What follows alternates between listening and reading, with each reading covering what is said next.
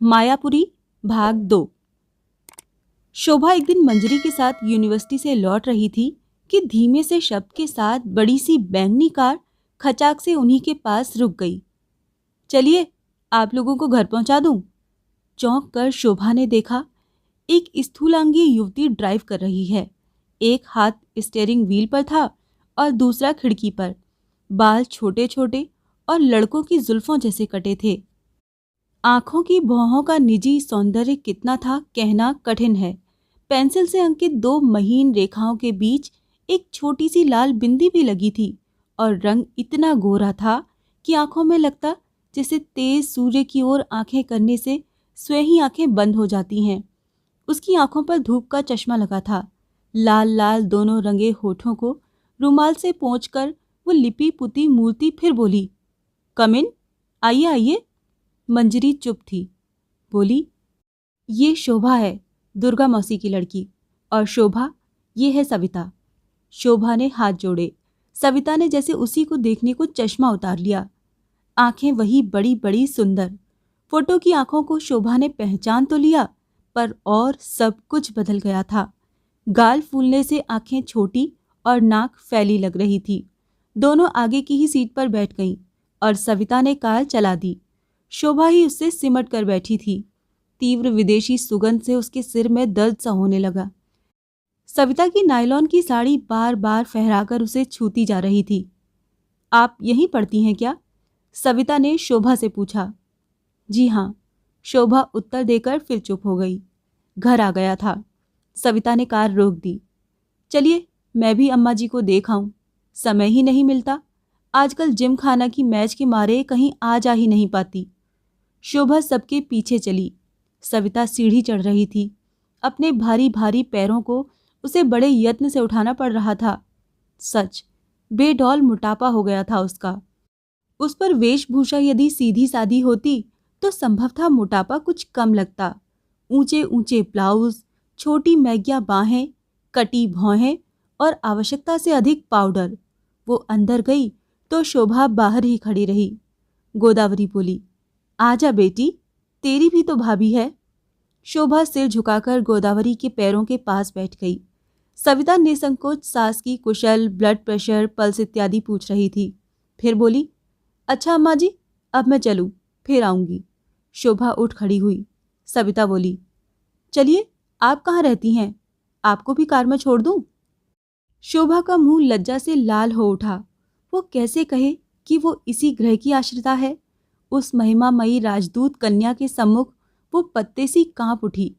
गोदावरी बोली, ये तो यहीं रहती है, मंजरी के साथ पढ़ती है।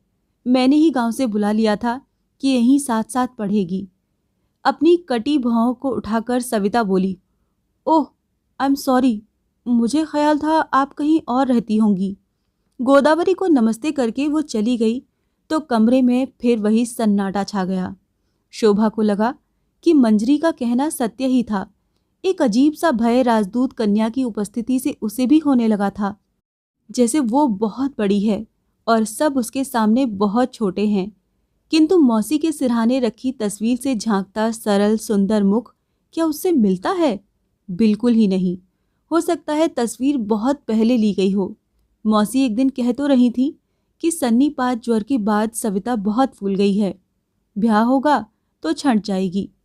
शोभा ने साड़ी तहाकर सिरहाने रख दी और दूसरी डोरिया की धोती निकालकर पहन ली। फिर हाथ में पुस्तक लेकर वो मौसी के कमरे में जाने लगी कि मंजरी आकर उससे लिपट गई। Oh boy, what a fun! अरे छोड़ छोड़, शोभा गिरी जा रही थी। बोल तो सही, क्या हुआ?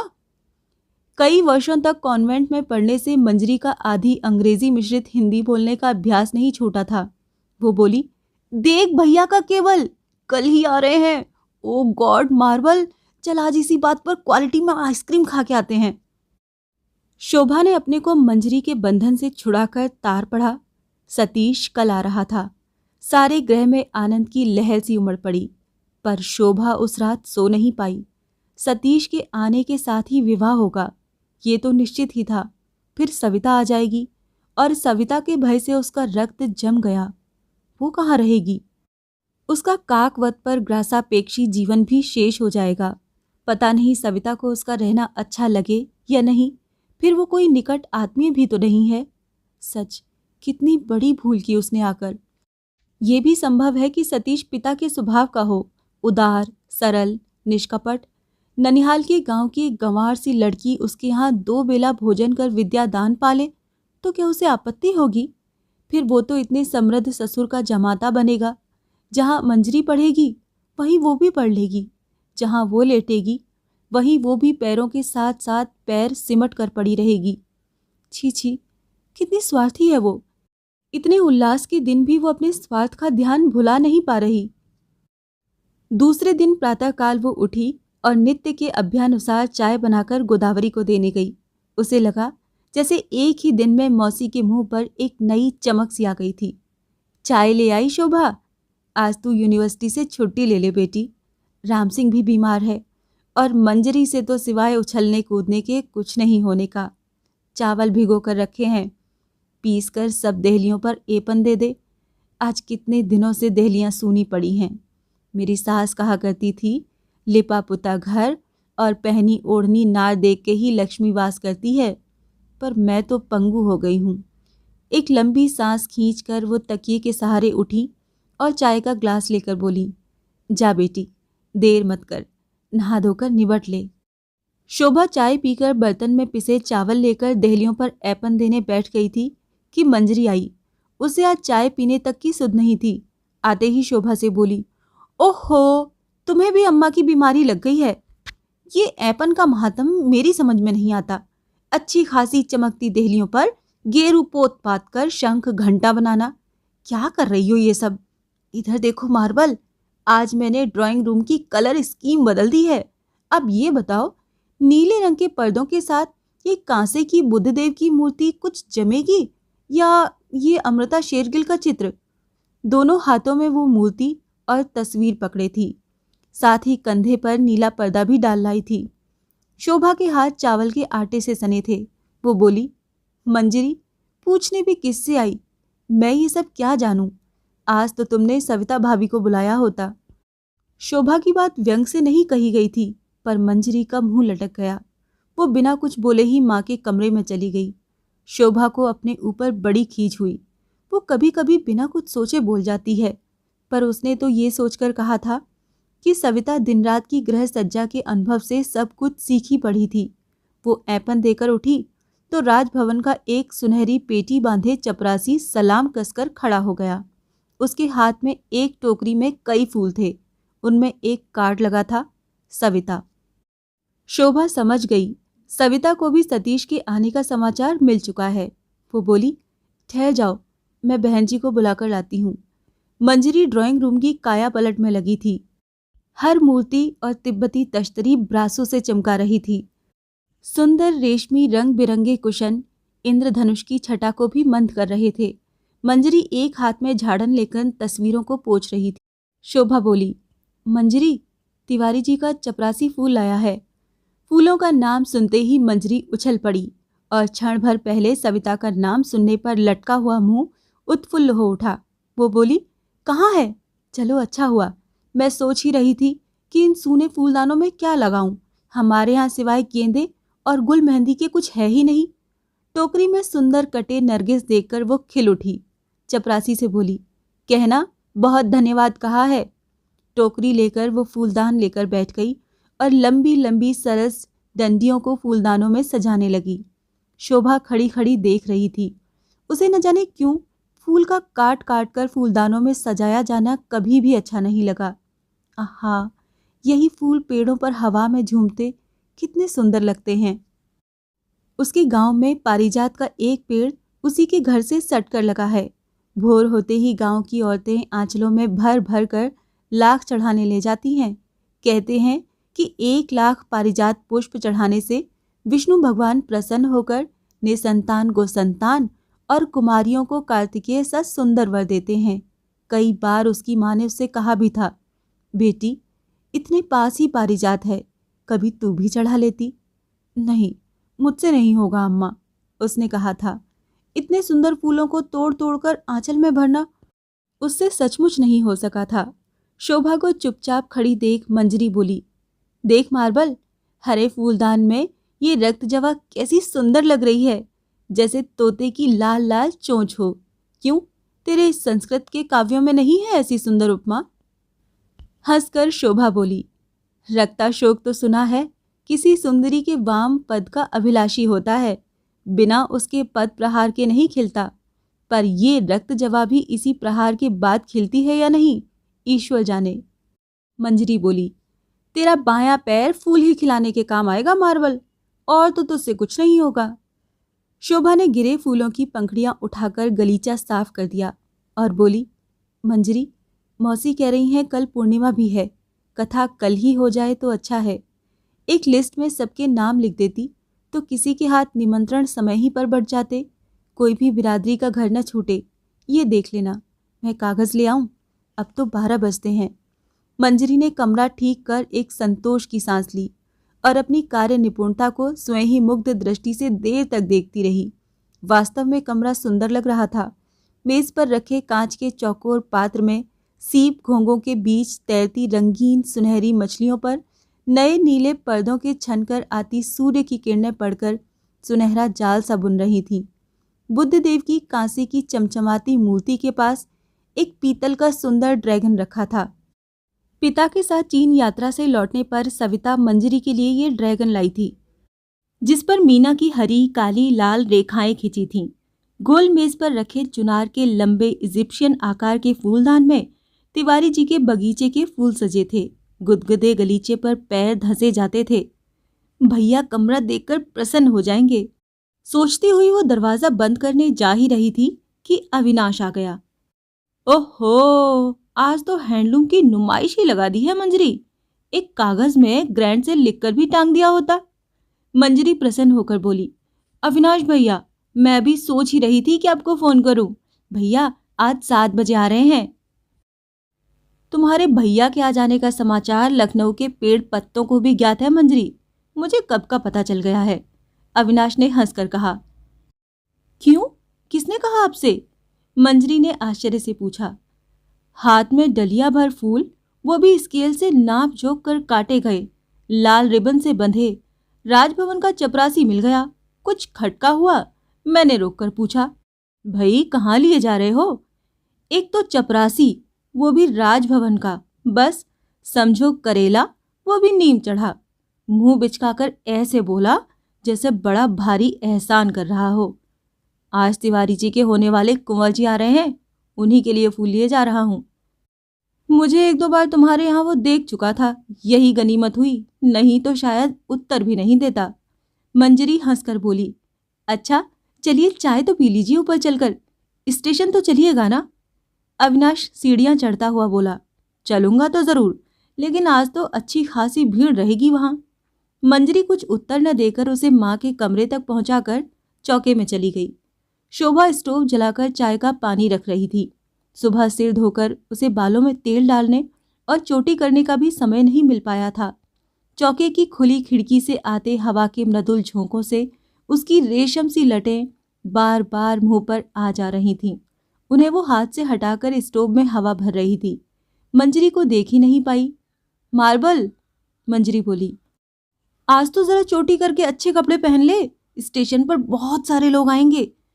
अभी अभी जस्टिस सपू का चपरासी आया था कि ठीक 6 बजे उनकी कार हमें स्टेशन ले जाने के लिए आएगी। एक प्याला चाय बनाकर अविनाश भैया को जल्दी से दे दे, और मैं बना लूंगी। तू एक काम कर, झटपट जा और तैयार हो जा। अपनी बड़ी बड़ी आंखों को उठाकर शोभा बोली, मैं क्या करूंगी स्टेशन जाकर? राम सिंह भी तो बीमार है, एक भी सब्जी नहीं बनी है, रायता पड़ा है। उफ, तुम तो सच मार्बल ही हो। अच्छा भाई, साड़ी ही बदल लो, मैं निकाल कर पलंग पर रखाई हूं, मंजरी ने झुंझला कर कहा। शोभा मन ही मन उसके साड़ी बदलने के प्रस्ताव से सहमत नहीं थी, पर कुछ कहने का साहस नहीं हुआ। चाय बनाकर अविनाश को देने चली गई। अविनाश गोदावरी के पलंग के पास रखे मोहड़े पर बैठा सिगरेट पी रहा था। आज वो भी बहुत प्रसन्न है। वो सतीश का अंतरंग मित्र है। दोनों एक साथ पढ़े थे। जब सतीश का विवाह तिवारी जी की पुत्री से निश्चित हुआ तो मित्रता की डोर कुछ दिनों को शिथिल सी पड़ गई थी, क्योंकि अविनाश था कम्युनिस्ट, उस पर स्त्री मात्र का शत्रु।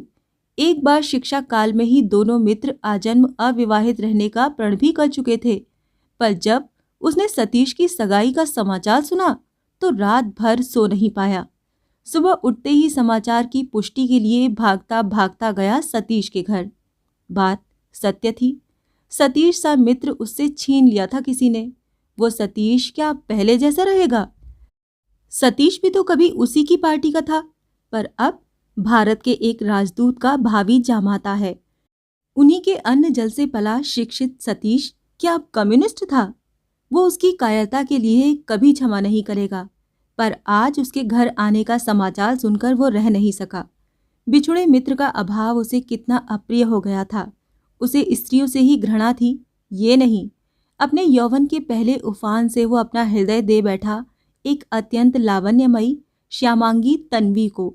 ये प्राय निश्चित था कि विदेश से लौटने पर उसका विवाह अविनाश से ही होगा। जब अविनाश विदेश से लौटा तब उसको वो तन्वी तरुणी स्टेशन पर न दिखी। माँ थी, बहन थी, जीजाजी थे, पर वो न थी। वो पूछ न सका, लज्जा से चुप रहा। माँ का उदास मुख देखकर झटका सा लगा। दूसरे दिन उससे रहा नहीं गया। बहन को एकांत में ले जाकर उसने पूछा, क्यों सोमी, तन्वी क्या यहाँ है नहीं? उत्तर में बहन ने दो डबडबाई आंखें उठा दी थीं। उसने तो एक महाराष्ट्री से विवाह कर लिया भैया, वो कांपते स्वर में बोली। अविनाश के हृदय का स्पंदन कुछ क्षणों को बंद सा हो गया था। उसने कमरे में जाकर सिटकनी लगा ली और बुत की तरह पलंग पर बैठ गया था। उसकी कही एक एक बात कानों में गूंज रही थी। उसकी तस्वीरों से भरा एल्बम उठाकर वो पागलों की तरह देखने लगा था। उन बड़ी बड़ी निर्दोष आंखों में इतनी छलना, हायरी छलनामयी नारी। उसने एल्बम के टुकड़े टुकड़े कर डाले। उसके शरीर का रक्त खौल उठा। वो भरी पिस्तौल उठाकर अंधेरी रात में दोनों को एक साथ ठंडा करेगा। दुबली पतली सांवली सलोनी तन्वी, जिसके घुंघराले घने केशों को वो अपनी उंगलियों से सहलाता था, उसी के कंधे पर गोली दागेगा।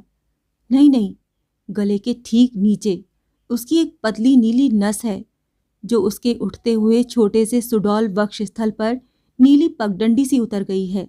ठीक वहीं पर उसके जाने की संध्या, जब तन्वी उसे लता सी लिपट कर सिसक रही थी, और 2 वर्ष बाद आज की वही संध्या जबकि वो किसी और से लिपट कर पड़ी होगी। वो पिस्तौल दबाकर बाहर निकल रहा था। जीजाजी घबराए से उसी ओर चले आ रहे थे। अविनाश, जरा मेरे साथ मेडिकल कॉलेज चलो, तुम्हारी बहन की अवस्था ठीक नहीं है। ये उसका तीसरा सिजेरियन था। उसके छोटे से शरीर से भी भारी बोझ के साथ पीड़ा से कराहती बहन को उठाकर उसने कार में रखा। दूसरे दिन उसकी बहन ने तड़के ही एक पुत्र को जन्म दिया। उसकी लाल लाल बंद मुट्ठी को हाथ में लेकर म्लान हंसी हंसकर अविनाश ने कहा था, सोमी, इसका नाम रखना जीवन। मन ही मन उसने सोचा, कितना उपयुक्त नाम रखा था उसने, जीवन, जिसने 3 जीवनों को नष्ट होने से हठात बचा लिया था। तब से अविनाश ने कभी विवाह का प्रसंग ही नहीं उठने दिया। माँ रोई, बहन ने पैर पकड़ लिए। इतनी सुंदर लड़कियां पड़ी हैं, उसमें क्या हीरा मोती जड़े थे? अच्छा हुआ वो जहरीला पौधा घर में न लगा। पर अविनाश ने एक दिन गुरु गंभीर स्वर में गरज कर कह दिया, अब ब्याह की बात उठाई तो मैं घर छोड़कर चला जाऊंगा। माँ सहमकर चुप हो गई। वो अविनाश के कई मित्रों से परिचित थी। एक बड़े बड़े बालों का बंगाली युवक, जो कई माह तक उनके यहाँ भंडार में छिप कर रहा था। एक सांवली सी सौम्य युवती, जिसे फांसी की सजा होकर भी माफ हो चुकी थी। क्या पता अविनाश भी उसी दल में भटका भटका फिरे। आज भी अविनाश सतीश को लेने जाने का विचार छोड़ बैठा था, पर फिर भी मन नहीं माना। भीड़ से दूर ही खड़ा खड़ा वो देखेगा कि सतीश कितना बदल गया है। मंजरी ने पर्दा हटाकर बत्ती जला दी। पूजन गृह से आती अगरबत्ती की सुगंधी से कमरा सुवासित हो उठा। उठिए अविनाश भैया, कार आ गई है। शोभा तो यही है। अम्मा, वो कह रही है मैं नहीं जाऊंगी, सब्जी भी बनाना है। पिताजी, मैं और अविनाश भैया जा रहे हैं। गोदावरी बोली, ठीक है, जा बेटा, देर मत कर, समय पर जाना ही ठीक है। सब चले गए तो कमरे में अकेली पड़ी गोदावरी ऊबने लगी। वहीं से शोभा को पुकार कर बोली, बेटी, क्या क्या सब्जी बन गई, मुझे जरा पानी पिला दे। शोभा पानी का ग्लास लेकर आई तो लज्जा से आंखें उठाकर गोदावरी की ओर देख न सकी। अभी उसके बाल भी खुले थे। जाते समय मंजरी उसे जिद करके अपनी धानी कश्मीरी सिल्क की साड़ी पहना गई थी। छी छी, मौसी समझेगी, उसी ने स्वयं निकाल कर पहनी है। गोदावरी ने पानी का ग्लास थाम लिया और इसे कुछ देर देखती रही। शोभा की इतनी मंजुल मूर्ति उसने आज ही देखी थी, बिना तेल के रूखे बाल पंखे की हवा में फरफराते हुए। वो झट से पानी देकर चली गई। कमरे में उससे खड़ा नहीं हुआ जा रहा था। गोदावरी के क्षण भर पहले का उत्साह और स्फूर्ति न जाने कहाँ चले गए। वो लंबी सांस खींचकर फिर अपनी विचारधारा में डूब गई। सतीश आता ही होगा। कितने लंबे बीते ये दिन। उसके जाने से इतनी विशाल अट्टालिका शमशान सी भयानक हो उठी थी। कितने दिन बाद गोल कमरा फिर हंसी और कहकहों से गूंज उठेगा। मंजरी, अविनाश, सतीश फिर अपने कमरे में बैठकर ताश खेलेंगे। माँ की छाती में सिर रखकर बच्चों की तरह सतीश अम्मा अम्मा करेगा। उसका कंठ भर आया। आज ईश्वर ने ये शुभ दिन दिखाया, पर उसके निर्जीव पैरों में शक्ति नहीं थी। वो सर्वदा के लिए उससे छिन गई है।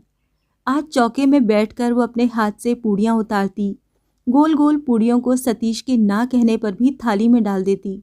उसकी आंखों से आंसू टपक पड़े। तकिए के छोर से उसने आंखें पोंछ ली। इतने शुभ दिन वो रो रही है। मंजरी का कंठ स्वर सुनकर वो चौंक कर कान लगाकर सुनने लगी। सतीश ही तो था, वही भरा भरा भारी सा गला। अम्मा, मैं आ गया। कलेजा उछलकर मुंह पर आ गया। शोभा, वो वहीं से बोली, शंख बजा दे। पूजा के कमरे में आकर शोभा ने शंख बजाया। मधुर शंख घट ध्वनि से 2 वर्षों से सूना पड़ा घर गूंज उठा। पूजा का कमरा गोदावरी के कमरे से बिल्कुल सटा था। शोभा दीवार से लगकर खड़ी हो गई। कैसी भूतनी सी बनी है वो। न बाल ही बंधे हैं, न मुंह ही धुला है। हाथों में भी तो हल्दी लगी है। मसाला अध पिसाकर सिल पर ही छोड़ आई है। अब बाहर निकलेगी तो मौसी के कमरे में बैठे सब उसे देख लेंगे। वो अंधेरे कमरे में दीवार से लगी खड़ी ही रही। सतीश, मंजरी और अविनाश के बोलने का स्वर स्पष्ट सुनाई पड़ रहा था। अरे, शोभा कहाँ गई? मंजरी बोल रही थी। सर्वनाश, मन ही मन शोभा कांप उठी। अब वो क्या करेगी? शंख उसी ने बजाया था ना अम्मा, वहीं खड़ी सिमटी होगी। वो फिर बोली और पूजा के कमरे में आंधी की भांति घुस आई। चल, भैया आ गए हैं, यहाँ खड़ी क्या कर रही है? हाँ या ना कहने तक पसीने में डूब जाती कांपती शोभा को वो माँ के कमरे में खींच लाई। भैया, ये है मार्बल। कोई भी अतिथि हो या अपरिचित हो, उसे देखकर छिपना इसका विशेष गुण है। उसकी धानी साड़ी का आंचल फहराकर गिरा जा रहा था। उसकी भयत्रस्त हिरनी सी आंखों को देखकर गोदावरी समझ गई कि वो मुक्ति पाने को छटपटा रही है। आहा, क्यों परेशान कर रही है मंजरी? शोभा, तू चौके में स्टोव पर कुछ रख तो नहीं आई? जल न जाए, जा देख तो आ। शोभा हाथ छूटते ही तीर सी छिटक गई। सतीश को मंजरी के पत्र से ज्ञात हो गया था कि दुर्गा मौसी की लड़की उनके यहाँ से पढ़ रही है। बेचारी गांव में रही है, इसी से इतना झेपती होगी। मंजरी भाई का सूटकेस ले आई। बोली, भैया खोलिए तो जरा इसे, देखूं क्या क्या लाए हो। सतीश को दम तो लेने दे बेटा, माँ ने एक धमकी दी, पर सतीश ने उठकर सूटकेस खोलकर नाना उपहार निकाले। बहन के लिए वो एक छोटी सी सुंदर स्विस घड़ी लाया था। नायलॉन की कई हल्की पारदर्शी साड़ियाँ थीं। अविनाश के लिए एक सोने का सिगरेट केस था। माँ के लिए प्लेटिनम की 3 हीरे की कनिया जड़ी अंगूठी थी। मंजरी बोली, रुकिए भैया, मैं शोभा को बुला लाऊं। शोभा को वो फिर पकड़ कर लाई और मोढ़े पर बिठा दिया। स्वयं निकाल निकाल कर चीज़ें दिखाने लगी। जब वो सबको उपहार वितरित कर चुका, तब उसकी दृष्टि शोभा के नथ मुख मंडल पर पड़ी। भद्रता के नाते उसे भी तो कुछ देना होगा, पर अब तो कुछ भी नहीं बचा था। एक वस्तु थी अवश्य, जिसे उसने अभी बाहर भी नहीं निकाला था। इन उपहारों से कहीं अधिक सुंदर हीरे का एक छोटा सा क्रॉस, जो पतली सोने की चेन के मध्य में जड़ा था। सविता के गौरवर्ण पर वो कितना सुंदर लगेगा। वेनिस की एक छोटी सी दुकान पर वो दिख गया था। दाम पूछे तो सिर चकरा गया, पर मन नहीं माना। अपनी कितनी दैनिक आवश्यकताओं को घटाकर वो उसे आखिर खरीद ही लाया था। ये क्या उसे दे सकता है वो? नहीं, कभी नहीं। गांव की एक सामान्य सी दरिद्र लड़की, जिसे शायद उसके हुक बांधने का भी सहूर नहीं होगा, उस नेकलेस को लेकर क्या करेगी? वो सोच ही रहा था कि उसकी माँ एकाएक बोली, क्यों रे सतीश, एक बहन तेरी और भी तो थी, इसके लिए कुछ नहीं लाया क्या? ले बेटी शोभा, ये अंगूठी तू पहन। ईश्वर ने चाहा तो मेरा सतीश मुझे न जाने कितनी और अंगूठियां पहनाएगा। शोभा पहले अवाक देखती रही, ये क्या कर रही हैं मौसी? पर मंजरी ने उसे ठेल कर माँ की शैया के पास कर दिया और उसके नहीं नहीं करने पर भी गोदावरी ने प्लेटिनम की हीरे जड़ी अंगूठी उसकी उंगली में डाल दी। उसकी लंबी लंबी गोरी उंगलियां विधाता ने विशेष परिश्रम से रची थीं। अंगूठी थोड़ी ढीली थी। मन ही मन सतीश क्षुब्ध हुआ। कितनी बहुमूल्य अंगूठी थी और कितने प्रेम से वो अम्मा के लिए लाया था। ये गांव की लड़की कभी प्लेटिनम को टीन समझकर फेंक न दे। शोभा उठकर फिर चौके में चली गई। बड़ी देर तक गोदावरी के कमरे में बैठक जमी रही। दूसरे दिन कथा थी। सतीश को बड़ी उत्सुकता हो रही थी। पता नहीं सविता आएगी या नहीं। आज तक तो वो सविता से कभी बोला भी नहीं है। दूर से कन्वोकेशन में देखा भर है। जब वो एडिनबरा में था, कई बार उसके जी में आया कि वो उसे पत्र लिखे। चेष्टा भी की, पर न जाने कितने पत्र फाड़ फाड़ कर फेंक दिए। नव वर्ष पर सविता ने ही उसे 2 अत्यंत सुंदर कार्ड भेजे थे। एक में 2 कबूतरों का जोड़ा साथ साथ उड़ रहा था। कितनी भावुक लड़की है। दूसरे कार्ड में सुंदर मुक्ता से अक्षरों में नववर्ष की शुभकामनाएं थीं। 3 अक्षरों का गुथा सविता नाम उसके हृदय में बस गया था। वो अकेले में मंजरी से सविता के विषय में पूछने का साहस भी नहीं कर पा रहा था, क्योंकि मंजरी फिर सबके सामने मजाक बनाएगी। वो बड़ी देर तक माँ के कमरे में बैठा अपने प्रवास की बातें करता रहा और फिर अपने कमरे में जाकर सो गया। दूसरे दिन सत्यनारायण की कथा थी। आंगन में दरी बिछी थी। केले के पत्तों का सुरम्य मंडप बना था। उसके नीचे संगमरमर की चौकी पर पूजा का सिंहासन रखा था। उस पर रखी सोने चांदी की मूर्ति फलों से ढकी थी। शोभा कभी चरणामृत घोल रही थी, कभी दोनों में प्रसाद सजा रही थी। आज गोदावरी भी कई तकियों के सहारे बाहर बैठी थी। गुग्गुल धूप की मंडराती सुगंधी गोल चक्र सा बनाकर उठ रही थी। कथा आरंभ हो चुकी थी। पंडित जी कन्या लीलावती के सौभाग्य और दुर्भाग्य का सस्वर वर्णन कर रहे थे कि तभी शोर मचा। कार आ गई, तिवारी जी आ गए। स्त्रियों में खलबली मच गई। क्षण भर के लिए पंडित जी ने पाठ बंद कर चश्मा उतार कर रख लिया और उठ खड़े हुए। जनार्दन जी अभ्यर्थना के लिए आगे बढ़ गए। सतीश के मित्रगणों का जमघट भीतर के कमरों में था। सब वहीं से खड़े होकर देखने लगे। आगे आगे तिवारी जी थे। स्थूलाकाय घनी मूछें, चश्मे से ढकी आंखें, सरल वेश। साथ में राज्यपाल और पीछे पीछे उनके 2 एडीसी। एक से कपड़े, झलमलाती तलवारें, चरमराते जूते, सूरत शक्ल में एक से जैसे 2 जुड़वा भाई हों। उनके साथ ही सविता थी। जब सतीश विदेश गया था तब तो उसके बाल कटे नहीं थे, पर आज कटे बाल और भी छोटे छोटे मोड़कर ऊपर उठा लिए गए थे। अंग प्रत्यंग के बढ़ते मांस को यथाशक्ति बंधन में ढालने का विफल प्रयत्न किया गया था, कसे ब्लाउज में कसकर। गले में एक नीलम का हार था, आंखों पर धूप का चश्मा और हाथ में आसमानी रंग का पर्स, जिसे वो लापरवाही से झुला सी रही थी। रंग स्वास्थ्य के साथ साथ जैसे और भी निखर आया हो। अविनाश ने कनखियों से सतीश को देखा। उसके मुंह पर हवाइयां सी उड़ रही थी। भाग्य मानो अपनी विजय का ठहाका मार कर हंस रहा था। क्या यही सविता है? उसके वर्षों की मधुर कल्पना क्षण भर में टूटे खंडर सी ढलक पड़ी। ठीक इसी समय नैवेद्य का थाल लेकर शोभा आई और झुककर पंडित जी के पास रखने लगी। उसने मौसी की लाल रेशमी साड़ी पहनी थी। उंगली में रात का हीरा दमक रहा था। कानों में मोती के कर्णफूल थे। नैवेद्य पकाकर वो अभी अभी आग के पास से उठकर आई थी। इसी से दोनों गाल लाल हो रहे थे। सतीश की दृष्टि भी सविता से छिटक कर उस पर जा पड़ी। वो अदृष्टपूर्व रूप से उसे अद्भुत लगा। अपनी सौम्य, शांत, स्थिर दृष्टि बिना इधर उधर किए वो थाल रखकर चुपचाप भीतर जाने को थी कि मंजरी ने रोक कर उसके कानों में कुछ कहा। प्रसंग कुछ रहा होगा, क्योंकि स्वल्प भाषणी शोभा के अधरों पर स्मित हास्य की रेखा खिंच गई और उसके गालों में 2 गहरे गड्ढे पड़ गए। वो हाथ छुड़ाकर अंदर चली गई। अविनाश भी उसे ही एक टक देख रहा था। सतीश के कान के पास मुंह ले जाकर उसने कहा, कितना सुंदर कॉम्प्लेक्शन है सतीश, बिल्कुल मिल्क एंड हनी। ये क्या शहर की हवा में कभी निखर सकता है? गांव की ही देन हो सकती है ऐसी। सतीश, चलना, अंदर बैठकर ताशी जमाएं, यहाँ तबीयत बोर हो रही है। सतीश और अविनाश उठकर चले गए। ये सविता ने भी देख लिया। अब वो भी उठकर गोदावरी के पास बैठ गई। शोभा बार बार किसी काम से मौसी के पास आ रही थी, कभी चाबी का गुच्छा लेने, कभी भंडार से मेवा निकालकर बाहर रखने।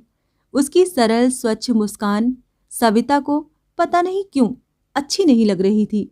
उसके कार्यरत एकाग्र सुंदर मुखमंडल पर कहीं भी क्लांति का लेश भी नहीं दिख रहा था। पूजा समाप्त हुई। पंडित जी ने सबको चरणामृत दिया। सविता को एक सुपारी और फूल देकर बोले, आज ही आशीर्वाद देता हूँ बेटी, सौभाग्यवती हो।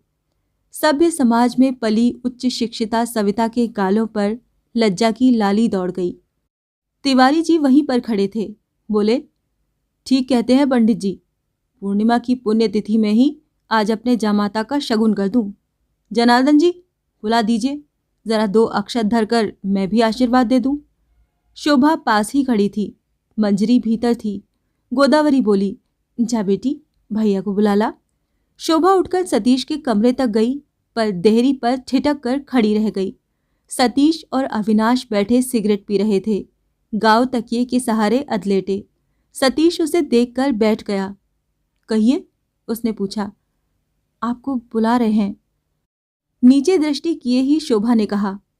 कौन? सतीश ने पूछा। वो इतना घबरा गई कि उसे लगा कि उत्तर कंठ में ही चिपक गया है। आपके ससुर, उसके मुंह से निकला और वो लज्जा से लाल हो उठी। हाय, वो क्या जंगली की तरह बोल गई। ससुर नहीं, कहिए भावी ससुर, हंसकर अविनाश ने कहा। वो जान बचाकर भाग गई। सतीश उठकर बाहर आया। पीछे पीछे अविनाश था।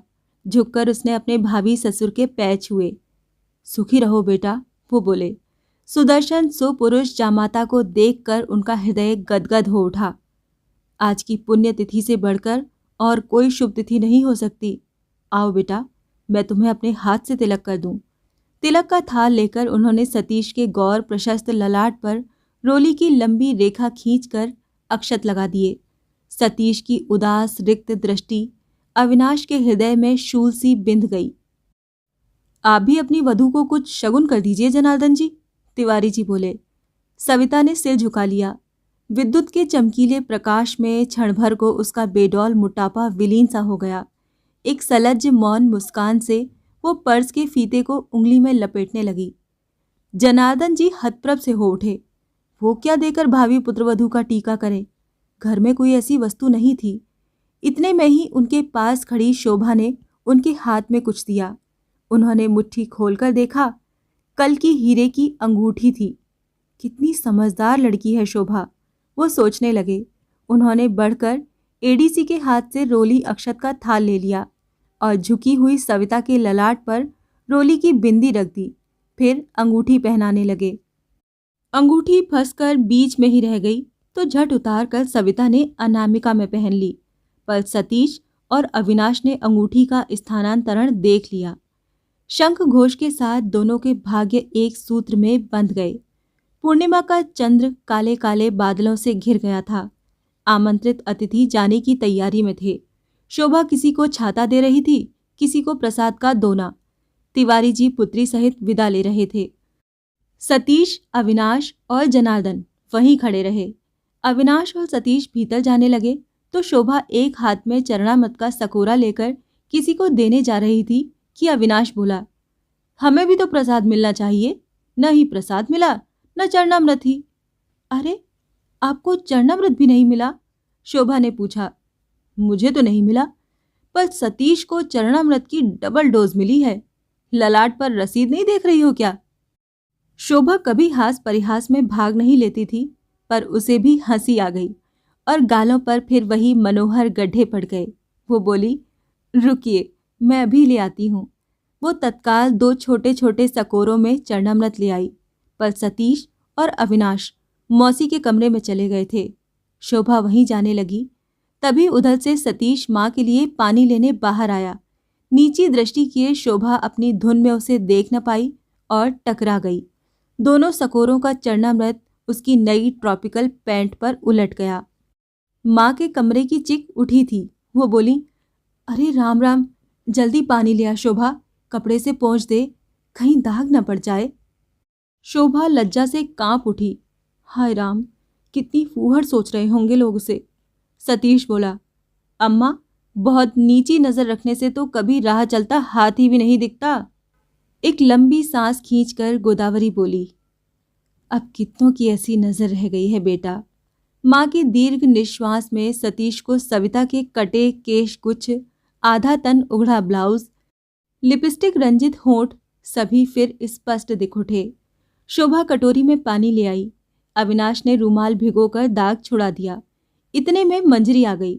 उसके आते ही कमरे में फिर उल्लास की लहर सी आ गई। वो आते ही बोली, अम्मा, हमारी मार्बल ने तो बड़े जोश में आकर अंगूठी दे दी, पर भाभी जी की उंगली में ही फंस गई। अब तुम जो चूड़ियां बनवाओगी ना, जरा ठीक से माप कर। बीच में ही टोक कर गोदावरी बोली, चुप मुंह जली, जब देखो तब ठिठोली करती है। अच्छी तंदुरुस्ती हजार नियामत। कैसा रंग है उसका, तपा सोना धरा है। मेरी सास कहा करती थी कि बहू आए तो ऐसी जो एक हाथ 10 सेर की पतीली उठा ले। अरे जब मैं ब्याह कर आई थी तो खाना पकाकर चौका छोड़ आती थी। परसने जाते थे तेरे पिताजी। इतनी बड़ी बड़ी पतीलियां मुझसे उठती ही न थी। 10 सेर की कड़ाही में कढ़ी बनती थी। 30 जने सुबह शाम खाते थे। 8-8 बहुएं तरकारी काटने में जुटती थीं। 10 सेर उड़द की बड़ियां मिनटों में पड़ जाती थीं। अब न वो परिवार रहा न वो मेल। अब तो तुम लोगों को चाहिए न सास न ससुर न देवर न जेठ, बस मैं और मेरा मुंशी। दुबली पतली बहू को पहले दुर्भाग्य समझते थे। तेरी भरतपुर वाली चाची को ब्याह के पहले हो गया था मलेरिया। तेरे दादाजी अड़ गए। ये भी क्या बहू, फूंक मारो तो उड़ जाए। मैं वैद्य हकीमों में ही लुट जाऊंगा। चाची के पिता थे गांव के मुखिया। पैर पकड़कर बोले, 2 महीने में अपनी बहू को फिर देख चाहिए। खिला पिलाकर 2 माह में चाची की तंदुरुस्ती निखर आई तो दादाजी फिर पहुंचे। देखकर निहाल हो गए। ब्याह कर लाए तो डोली चरमरा उठी थी। अब वो जमाना कहाँ, जब हाथ के कंगन देखने के पहले बहू की कलाई देखी जाती थी। तब तो तू अभी से ही मक्खन खाना आरंभ कर दे मार्बल, मंजरी बोली, नहीं तो विवाह के मार्केट में तू मिट्टी के मोल बिकेगी। शोभा के पहले तो तेरी भी सुझानी पड़ेगी, गोदावरी बोली। सतीश, अब इसके लिए भी कोई लड़का देखना है। 1-2 जगह से कुंडली मांगी भी है। अपने विवाह का प्रसंग छिड़ता देख मंजरी लजाकर उठ गई। पीछे पीछे शोभा भी चली गई। गोदावरी को मंजरी के लिए सुयोग्य पात्र की बड़ी चिंता हो उठी थी। जैसे ही उन्मुक्त वातावरण में मंजरी पली थी, वैसे ही घर उसके लिए आवश्यक था।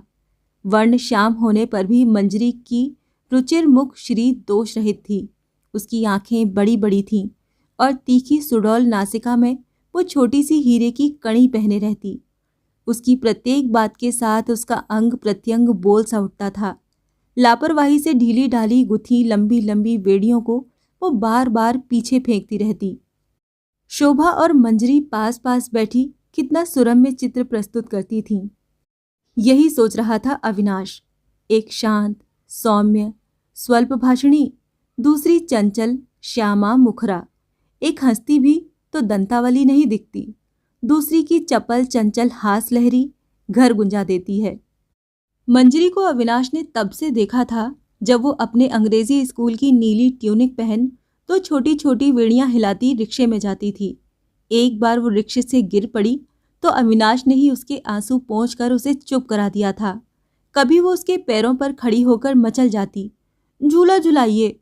अपने पैरों पर उसे खड़ी कर वो देर तक झुला देता। छोटी सी वेड़ियां हिलाती नीली ट्यूनिक वाली मंजरी एकाएक न जाने कब बड़ी हो गई। अब उसे पहले की भांति मंजू कहकर पुकारने में भी संकोच होता। मंजरी भी उसी सरल भाव से उसके पास बैठ जाती। कभी ताश खेलने को मचलती, कभी सिनेमा दिखाने की जिद करती। आज भी वो फिर पर्दा हटाकर कमरे में आई। बोली, अविनाश भैया, आज यहीं रह जाइए ना, बड़ी रात हो गई है, खूब देर तक ताश खेलेंगे। हाँ बेटा, यहीं रह जाओ ना, गोदावरी स्नेहसिक्त स्वर में बोली। सतीश के कमरे में एक कैंप कॉट भी पड़ी है, बाहर तो पानी पड़ रहा है। सतीश के कमरे में एक खाट पर बिस्तर बिछ गया। जनार्दन घूमकर लौटे तो शोभा आचमनी पंचपात्र रखाई और बोली, मौसा जी, आप भी संध्या कर लीजिए, आज तो आप बहुत थक गए होंगे, अकेले ही घूमने भी चले गए, भीगे तो नहीं?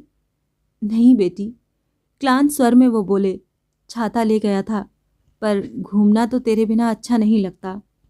शोभा ने उनके खड़ाऊं लाकर पैरों के पास रख दिए और चौके में चली गई। वहीं सतीश और अविनाश बैठे होंगे उसने सोचा भी नहीं था। साड़ी का आंचल गले से लपेट वो कुछ गुनगुनाती चली आ रही थी। उन्हें देखकर ठिठक कर खड़ी हो गई। आइए आइए, अविनाश बोला, आप ही का इंतजार हो रहा था। क्यों मंजरी, अब मेरी समझ में तुम दोनों पार्टनर हो और मैं और सतीश?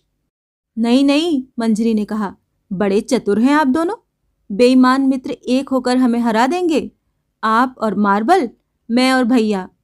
शोभा बोली, आप लोग खेलिए, मैं बैठकर देखूंगी। मंजरी ने कहा, जी हाँ, पर देखने लायक चीज तो आप हैं। एक चौखट चढ़ाकर कांच और लगा दे, फिर आपको दीवार पर टांग कर हम सुविधा से देखेंगे। शोभा को हंसी आ गई। पूजा के दिन भी सतीश उसे भली भांति देख नहीं पाया था।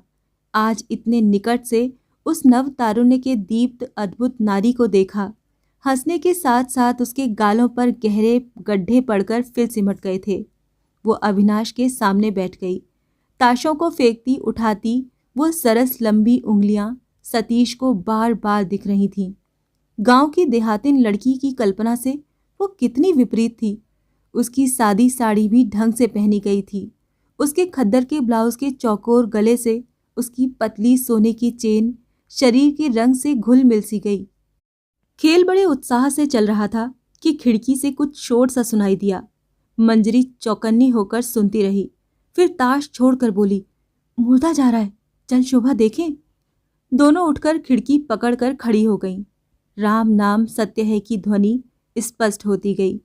अर्थी में थोड़े से ही लोग थे। किसी सुहागिन की अर्थी थी। ऊपर से रंगीन चुंदरी पड़ी थी। गैस के उजाले में अर्थी पर पड़ा फूलों का हार स्पष्ट दिख रहा था। क्यों मंजरी, इरादा है साथ जाने का? अविनाश बोला। वो वैसे ही अपने आप से मरी जा रही है, शोभा बोली। मुर्दे का नाम सुनकर तो उसकी बोलती बंद हो जाती है। तो क्या आपको भय नहीं लगता? अविनाश ने पूछा।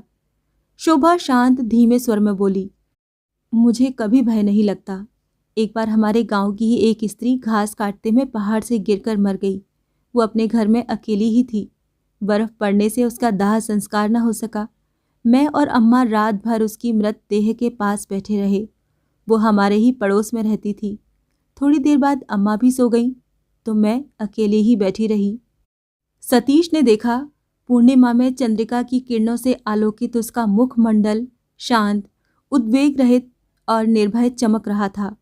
उसके यौवन से भरे निराभरण शरीर पर बाहुल्य रहित होने पर भी एक स्वर्गीय सुषमा की स्निग्ध छाया सी थी। वो अनिमेष त्रसित लुब्ध दृष्टि से उसे देखता रहा। उन आंखों में उसने एक अनुरक्त वेदना का इतिहास छिपा देखा। अर्थी चली गई, चारों वहीं खड़े रहे। चलो भी, अब सो लें, नींद आ रही है। कहाँ से न जाने ये मुर्दा आ गया। अच्छा खासा खेल हो रहा था, सब गड़बड़ कर दिया। दोनों अपने कमरे में चले गए। अविनाश तो तकिए पर सिर रखते ही सो गया, पर सतीश की आंखों में नींद नहीं थी। रात आधी से भी अधिक बीत चुकी थी। सड़क पर इक्के दुक्के आदमियों के चलने का शब्द, कभी तांगे की खटखट सुनाई दे रहे थे। उसके पास पड़े पलंग पर अविनाश कब का सो गया था। मित्र की शांत निद्रा को देखकर सतीश को ईर्ष्या सी हुई। कितना भाग्यशाली है अविनाश। आज सविता का नए सिरे से गढ़ा रूप देखकर वो पहले अपनी आंखों पर विश्वास नहीं कर सका था। कितनी बदल गई है वो। हाथ पैर, आंखें, नाक, सब कुछ जैसे बढ़ती हुई स्थूल चर्बी के नीचे दबकर चिपटे हो गए हैं। वो इतनी बदल कैसे गई? उसके बॉक्स की तह में पड़ा हीरे का क्रॉस भी उस मोटी गर्दन में पूरा नहीं पड़ेगा। सविता के मोटे शरीर को कल्पना के पर्दे में धकेल कर न जाने क्यों एक दुबली पतली लड़की बार बार उसकी आंखों के सम्मुख आ जा रही थी। उसकी बड़ी बड़ी नीचे झुकी आंखें और भुवन मोहिनी हंसी के साथ साथ गालों में पड़ते दो गहरे गड्ढे। आज जब वो क्षण भर के लिए उससे टकरा गई तब थोड़ी देर के लिए उसकी आंखें ऊपर उठी थीं, पर मुंह क्षमा याचना थी उनमें। इतनी उदास क्यों रहती है ये लड़की? सतीश सोचने लगा। इसी भांति कभी सविता कभी शोभा की बातें सोचते सोचते वो सो गया। नित्य संध्या को शोभा व्रत जनार्दन के साथ घूमने जाती। खिड़की पर खड़ा सतीश प्राय ही देखता वयोभार से झुके पिता को और शोभा को। कितने सुंदर भांजों में उसकी साड़ी बंधी रहती। आंचल की एक एक तह स्त्री से दबी सी रहती। लौटने का समय उसे स्वयं ही न जाने कैसे ज्ञात हो जाता। पुस्तक लेकर या कोई पत्र लेकर वो खिड़की के पास बैठ जाता। शोभा ऊपर आंखें उठाकर कभी नहीं देखती। एक बार वो न जाने किस बात पर खिलखिलाकर हंस पड़ी थी। जनार्दन जी भी हंस रहे थे। शोभा का उन्मुक्त हास्य सतीश को नया सा लगा। आज तक कभी भी उसने उसे खिलखिलाकर हंसते नहीं सुना था। उसे दोनों कहीं देख न लें, ये सोचकर वो खिड़की से हट रहा था कि अविनाश ने कंधे पर हाथ रखा। चिंतन में खोया सतीश चौंक पड़ा। अरे तुम कब आ गए? अविनाश बोला। मैं तो कब से खड़ा हूं, पर तुम्हारा ध्यान तो इधर नहीं था। क्या ये प्रकृति निरीक्षण दैनिक नियम है? अनजान बनकर सतीश बोला। माने यही कि दलदल में फंसकर निकलना थोड़ा कठिन होगा। अविनाश ने किंचित हंसकर कहा। क्या पहेली बुझा रहे हो? सतीश खींच के स्वर में बोला और उठकर बत्ती जलाने लगा। अविनाश ने कहा, सतीश, मैं हंसी नहीं कर रहा हूं। मैं कई दिन से देख रहा हूं। तुम जिस विमुग्ध दृष्टि से शोभा को देखते हो उसे एक बाहर का मनुष्य भी समझ सकता है। ताश खेलते खेलते पत्ती फेंकना भूल जाते हो। घूमने जाती है तो खिड़की पर खड़े हो जाते हो। 2 दिन में आकर चुपचाप लौट गया, पर आज सोचा नहीं, अब और नहीं बढ़ने देना चाहिए। एक अबोध अनाथ सरला को क्यों व्यर्थ में स्वर्ग का द्वार दिखाते हो, जब उसके लिए प्रवेश सर्वथा निषिद्ध है। तुम तो राजदूत महोदय के जामाता बनकर खिसक जाओगे स्विट्जरलैंड, और वो आकाश के तारे गिनेगी। देखते नहीं उसकी निर्दोष आंखें? उसके हृदय में अभी तक तुम्हारे लिए कोई विकार नहीं है। वो जानती है कि सविता तुम्हारी होने वाली पत्नी है, उसी से तुम्हारा विवाह होगा।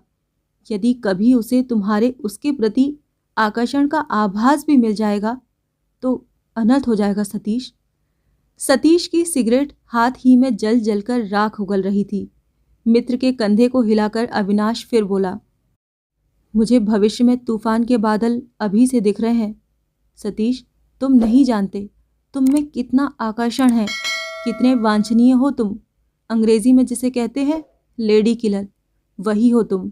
सतीश, वायरन का सा तुम्हारा व्यक्तित्व उसे भी ले न डूबे। सतीश ने सिगरेट बुझाकर फेंक दी और हाथ झाड़कर खड़ा हो गया। बड़ी लंबी लंबी बातें करना सीख गए हो। देखता हूं बहुत छोटी उम्र में पिलग्रिम्स प्रोग्रेस पढ़ने से यही होता है। सतीश प्राय ही अविनाश के बाल्यकाल के मिशनरी स्कूल की हंसी उड़ाया करता था, पर अविनाश गंभीर होकर उठ गया। मैं तो चलता हूं, पर सावधान किए जाता हूं सतीश, आग से खेलना ठीक नहीं है। वो उठकर चला गया तो सतीश को एक आशंका विचलित करने लगी। कहीं अविनाश स्वयं ही उस असीम रूप राशि का उपासक तो नहीं बन गया। पूजा के दिन कहे अविनाश के शब्द मिल्क एंड हनी कॉम्प्लेक्शन उसके कानों में गूंज उठे। ईर्ष्या की लहर उसके सिर से पैर तक दौड़ गई। कल तक जिस अंतरंग मित्र का सहवास उसे सबसे प्रिय था, वही जन्म जन्मांतर का शत्रु प्रतीत हुआ। वो कमरे से बाहर आ गया। ठंडी हवा के स्पर्श से वो चिंता भार से मुक्त हुआ। हेलो भैया, कहकर मंजरी दौड़ आई। सुना आपने? कल हमें और आपको तिवारी जी के यहाँ निमंत्रण है। उनके पुत्र का जन्मदिन है, पर उपहार क्या लाया जाए? चलिए ना, समय पर ही ले आए। मैं और शोभा तैयार हैं। कल इतवार है, हजरतगंज तो बंद रहेगा। तुम लोग चले जाओ, मैं नहीं जाऊंगा, कहकर सतीश साइकिल उठाकर चला गया। भाई का फूला मुंह देखकर मंजरी चुप चली आई। रिक्शा मंगवाकर वो शोभा को साथ ले अकेले ही उपहार लेने चली गई। गोदावरी की बेचैनी कई दिन से फिर बढ़ गई थी। उसे बीच बीच में सांस का अवरुद्ध होता प्रतीत होता। मृत्यु मानो दोनों हाथ पसारे उसकी प्रतीक्षा कर रही थी। कभी कभी घबराकर वो हांफती हांफती बैठ जाती। देखती पार्श्व की सेज पर वृद्ध जनार्दन है या नहीं। पति को पास लेटा देखकर उसे चरम शांति का अनुभव होता। पति पास में है, फिर मृत्यु का क्या भय। उनके दोनों चरण छाती से लगाकर वो आंखें मूंद लेगी, किंतु पुत्र का उदास मुख, सविता की बेडौल मूर्ति, शोभा का सौम्य आनंद फिर उसकी शांति छीन लेते।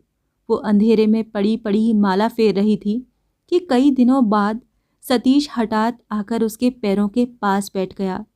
अंधकार में वो देख नहीं पाई। कौन? शोभा बेटी? टटोल कर उसने पूछा। नहीं अम्मा, मैं हूँ। वो लोग हजरतगंज गए हैं, सतीश ने कहा। बत्ती जला ले सतीश, गोदावरी ने उसका हाथ सहलाकर कहा। नहीं, ठीक है। कैसा जी है अम्मा? उसने पूछा।